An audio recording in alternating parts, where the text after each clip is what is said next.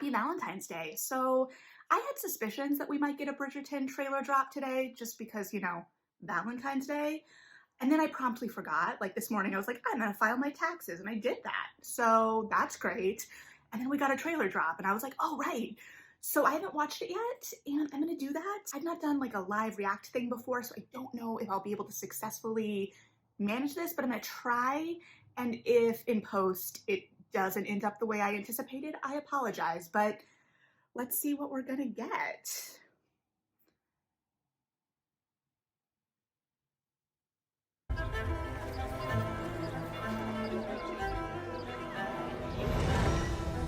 Dearest, gentle reader, did you miss me? We're leaving the Julie Andrews. As the members of our town questioned my identity and means, this author has been doing but one thing.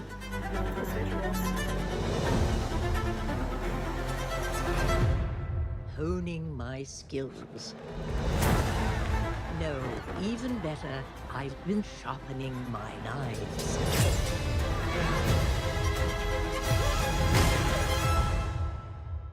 For all of you.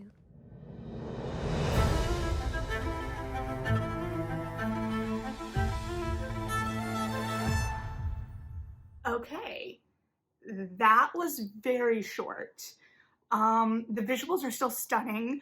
We got a little gratuitous Anthony in the bathtub. More importantly, we got some Kanthony glances. After rereading the series last year, I think I can definitively say this is my favorite couple, so I'm very, very excited for this season. We got a little corgi glimpse. We did get a little bit more of a glimpse of the Edwina Anthony flirtation, so to speak, which the EW article that came out a couple weeks ago when I originally thought we were going to get a trailer indicated that that might be a more forward or central plot line, Anthony's pursual of Edwina, than it is in the book. I mean, it's prominent in the book, but it kind of takes a backseat somewhat quickly.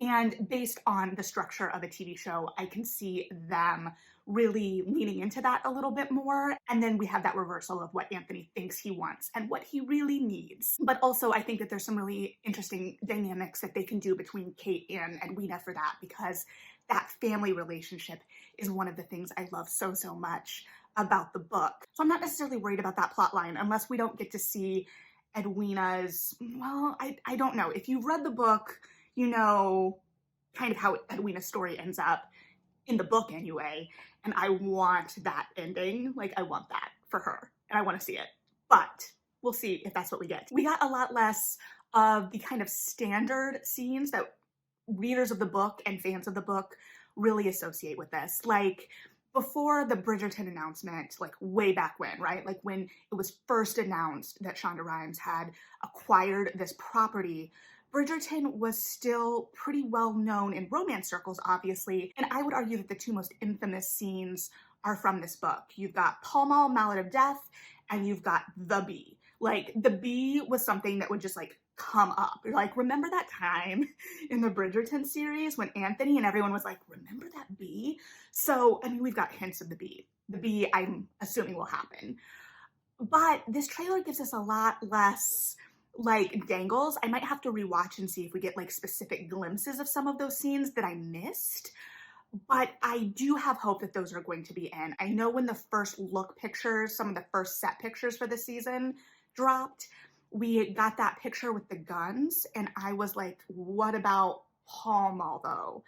And there was a TikTok I saw associated with that Entertainment Weekly article that actually put my mind at ease a little bit more, because I had started to kind of try and mentally accept that we might not get Pall Mall just so I wouldn't be disappointed. But that TikTok alluded to Pall Mall, and it alluded to the Mallet of Death specifically. So unless they've changed the meaning of that and really are trying to rile up the long-term fans, I don't foresee that being cut. It would be a really big cut if they did. Okay, quick cut in to say we did get a season 2 poster as well that I didn't see when I was first talking here. That very specifically has the Mallet of Death, like in the bottom third prominent placement in the image. and in the foreground rather than like Anthony and Kate in the background. We've also got that bee.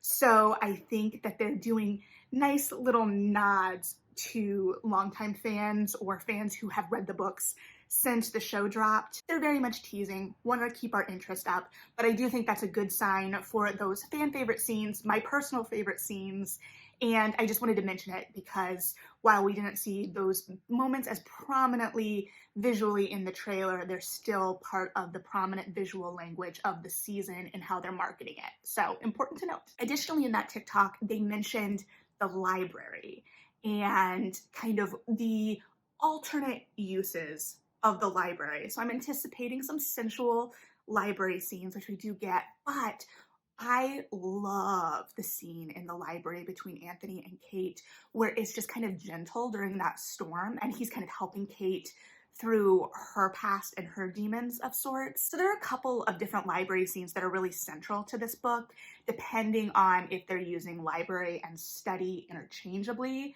because we do also have that initial kind of face-off scene between Anthony and Kate when he like throws the key and it's like that power play, and then they get to meet on more equal footing when he gets down on her level later. There's a lot of significant stuff with the library, so I'm really interested to see what exactly that little tidbit is referring to, but I do think it is a specific dangle for fans to be like, it's okay, this is still coming. I am excited because Kate will be our first wallflower of this world. In the books, of course, Daphne was a little bit more of a wallflower, but we made her the diamond of the season for season 1, which kind of makes sense in terms of introducing us to this world, though I did miss pieces. There's also a moment in the trailer where it looks like Daphne is walking in on something, and I don't think it's the bee because that takes place in the garden, and that's the whole like group, and I really, really want to see Anthony tell off Mrs. Featherington. So I hope that that kind of stays intact in some way, although the contrast of Daphne being the one to force Anthony into marriage after he kind of helped force her into marriage in season 1 would also be really interesting. So, I mean, this is all blatant speculation off of like a half a second clip.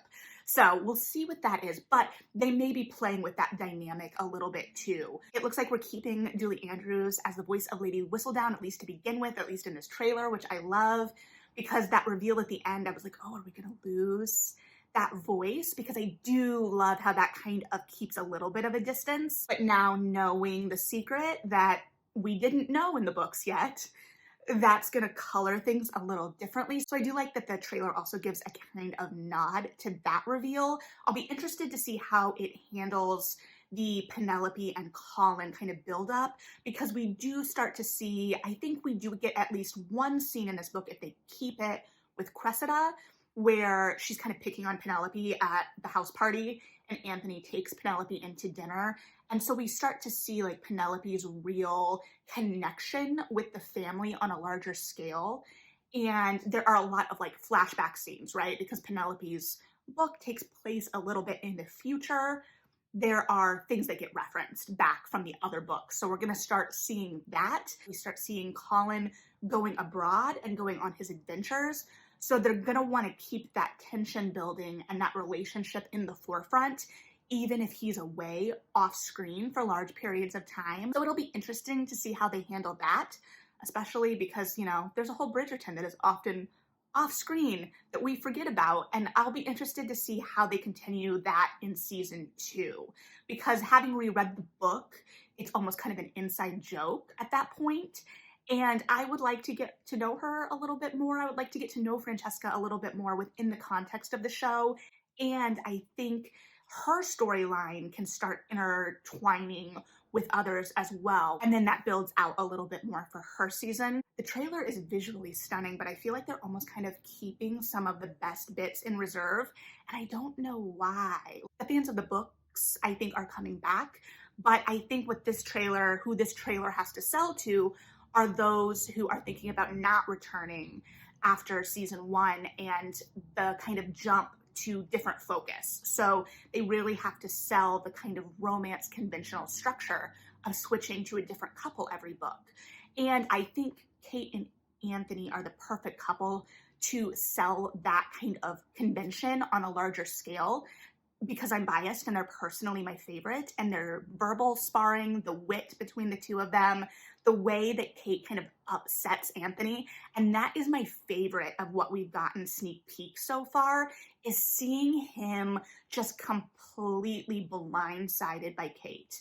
And I almost wish we'd gotten a little peek of that, because that's part of my favorite bits of Colin in this book, is him recognizing that Kate is an intellectual match for Anthony and kind of maneuvering it to annoy his brother and also needle him. And maybe he sees some potential down the road for that, but I don't think that's how he is operating. So I think that that is the real selling point, other than the corgi, is seeing how upset and how unbalanced Kate makes Anthony. Along those lines, I'll be interested to see if they keep the tea scene from the book in the show. That's kind of a humorous moment. There are lots of humorous moments in these books, and I think that it's easy to forget that. But there are lots of opportunities here, so I am very, very excited. Also, I want to talk about how I would have cut this trailer real quick, not because how I would have done it means anything, but because it's a fun mental exercise. It's very similar to how I would have cut the first trailer, only I think that it's even more fitting here. So we still start with Lady Whistledown with that kind of music that introduces us into the world. However, if you read the book, you know that Kate issues, well, not really a challenge, but at the Smith Quartet of the season, you know I love the Smith Quartet. If you've been here for a second, Kate kind of indicates to society that Edwina, the diamond of that season, if someone wants her hand, they have to win Kate's approval. So you issue that challenge, we get that little tidbit, and then we get those discordant notes of the Smith, and the world is upset. Then we see Anthony kind of having to meet Kate more than he would like in his suit for Edwina, and how Kate and Anthony kind of butt heads, how she upsets his world, how he kind of upsets her world as well. I think, again, just that moment of change from like what we expect and being able to hear that in the music as well. And I want the Smith Quartet so bad. I know the showrunner knows about it. I know it plays into the plot here, but I don't know if we're going to get it this season, because they can easily put that somewhere else. I do hope, though, that we end up getting it.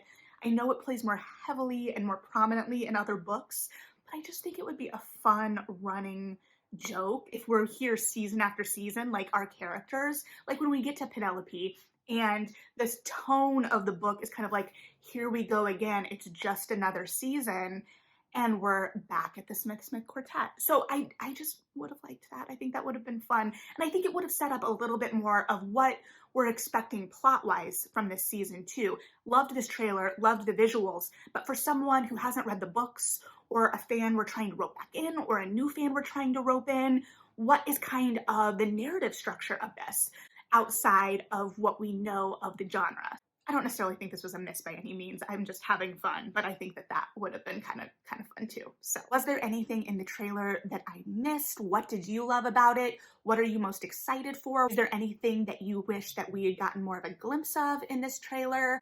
I don't anticipate them releasing another one before the show drops, because it's only in a month, but I don't know. So I'd be really interested to hear everyone else's reactions to this. But yeah, we're almost there. And if you like hearing me talk about Bridgerton, I'm still trying to figure out, I'm obviously going to talk about the season, and I think it also depends how the season goes, but whether I do it in all one fell swoop, or if we want to take it on an episode by episode basis, I'm not really sure yet what that's going to look like, or what is even of interest. So if you have a strong preference, let me know. But thanks for hanging out. Read something good, or rewatch this trailer a bunch, reread Bridgerton. I don't know, but I'm excited, and hopefully you're excited too. So yeah,